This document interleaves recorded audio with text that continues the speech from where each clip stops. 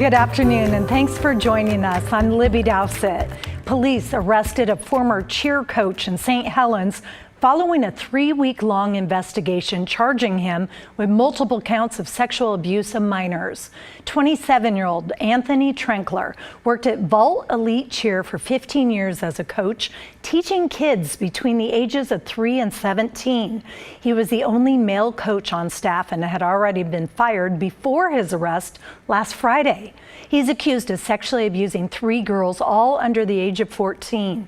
The gym believes some of the abuse took place in a storage loft above the main floor. We spoke to the mother of the gym's owner. My grandkids, they were exposed to him too. In the cheer world, it's very hands-on, so this would be a culture where it could happen, Our coaches are hands-on, and so if someone had ill intent, they could do it.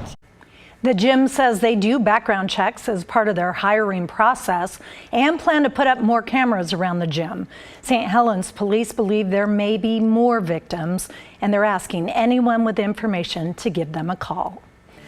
One man is dead following a shooting in the Lloyd district. Portland police say it happened at Northeast Grand and 6th around 5:30 late yesterday afternoon. And by the time they had arrived, the shooter had taken off. No word on any suspects in this case. A retail theft mission in Tigard led to 21 arrests and the recovery of roughly $1,700 worth of stolen merchandise. Team members also recovered a replica gun and meth. It was the first mission held in Washington County since the county's district attorney's office received a $1.5 million federal grant to combat retail theft. The Multnomah County Sheriff's Office is asking for help as it continues to look for a missing teenager. 15-year-old Bailey Jade Laux of Fairview was last seen on June 14th near Southeast Powell and 122nd. Jade has brown hair, and at the time her hair was dyed purple, though her family believes it may now be blue. If you see her, call 911. The Multnomah County Sheriff's Office has launched a new website dedicated to helping solve cold cases, specifically homicides. Detectives say the website started with 3 cases from the early 1990s. They hope the details on this new site will jog someone's memory. And you can check out the cases, ncso.us/cold case investigations. That's the website. There's also a form on that site where you can submit tips. A Gresham firefighter who was severely burned on the job is finally out of the hospital. Spencer Tejodas suffered injuries responding to this duplex fire in late May. He ran into the fire to save a teenager who he thought was trapped inside, and he wound up suffering severe burns to more than 45% of his body. 3 months after his heroic efforts, he was cheered on by dozens of fellow firefighters yesterday as he finally got to leave the Oregon Burn Center. Firefighters did what firefighters do. And sometimes that means you always know there's a risk. You're putting your life on the line, so to speak. He literally did. And now he's moving to rehab facilities for a few weeks before he goes back home to his wife and 2 sons. An investigation determined the fire was accidental and was started by an unattended candle. Hurricane Francine continues to grow in the warm waters of the Gulf as it rushes toward Louisiana's coastline today. You're taking a live look at Bourbon Street in New Orleans, right there, pretty wet. Louisiana's governor has issued a state of emergency, and evacuation orders are underway along the Gulf Coast as millions prepare for the hurricane. Residents there are preparing for the worst, stocking up on fuel, food, water, and sandbags.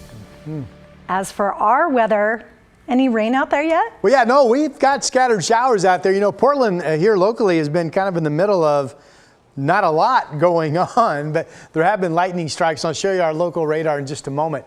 Here is the latest on Francine. It hasn't strengthened in the last 6 hours. It's holding steady at 90 miles per hour. You can see the winds right there. 90 miles per hour would be the winds around the eye wall, the center of the storm. So that's a strong Category 1 storm. Here it is. It's about 40 miles offshore from the Louisiana coast right now. And I just checked. New Orleans is reporting temperatures in the 70s. So far, winds only gusting to about 30 miles per hour. They have picked up about an inch of rain, and this will be moving inland. It looks like into southeast Louisiana, somewhere between between 5 o'clock and 6 o'clock local time, which would be, between 3 and 4 o'clock here. So we're somewhere 2 to 3 hours before it moves inland. The wave model that we have right here, see the yellow colors, there's Louisiana, 30-foot waves. There was an oil platform offshore about 2 hours ago that reported 102 mile per hour wind gusts from that hurricane marching inland. Heavier showers out east, but really it's been pretty quiet in Portland. We've had very little rain this morning. There are breaks in the cloud cover. That's the Oregon Garden Resort down in Silverton reporting some breaks in the clouds. Portland right now is at 63 degrees. We'll keep a scattered shower threat alive this afternoon, but maybe it's not going to be that wet. We'll have your complete forecast coming up. All right. Thank you, Rod. After a contentious debate, Vice President Kamala Harris and former President Donald Trump are both claiming victory. The topics last night included the state of the U.S. economy, immigration, and reproductive rights. Here's News 10's Bree Jackson with a recap.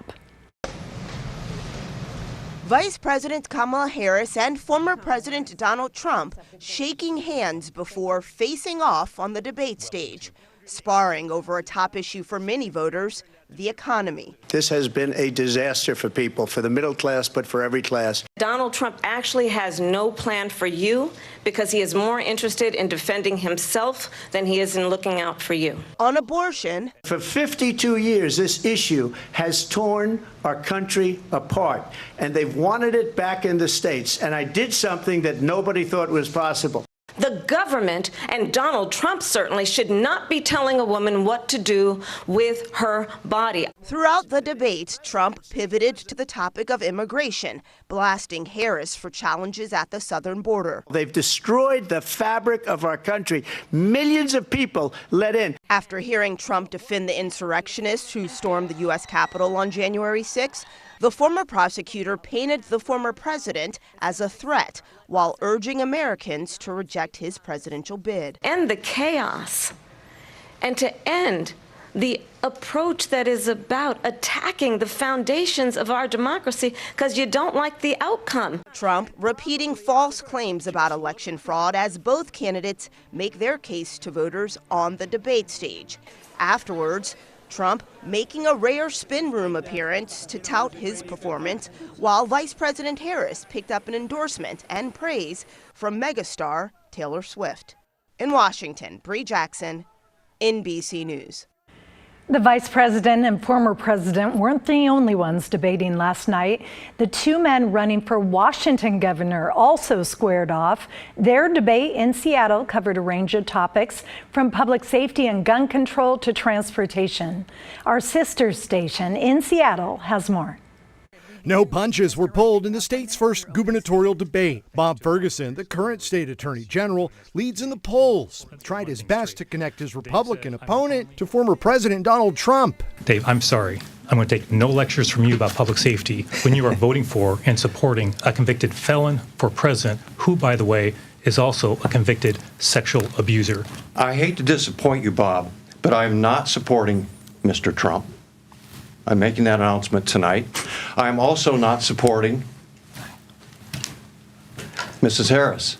Dave Reichart, the former U.S. congressman, perhaps best known for his time as King County Sheriff, touted a tough-on-crime platform. Ferguson also vows to increase the number of, quote, well-trained police officers, and took credit for banning the sale of so-called assault weapons in Washington state. My opponent opposes the ban on the sale of assault weapons. My opponent opposes the ban on the sale of high-capacity magazines. My opponent even opposes universal background checks, supported by more than 60% of Washingtonians. I would look forward to implementing programs similar to Safe Cities, similar to Project Safe Neighborhoods, and bringing people together to address the issue of gun crime. Again, you have to hold people accountable and responsible, those people that are committing crimes with guns.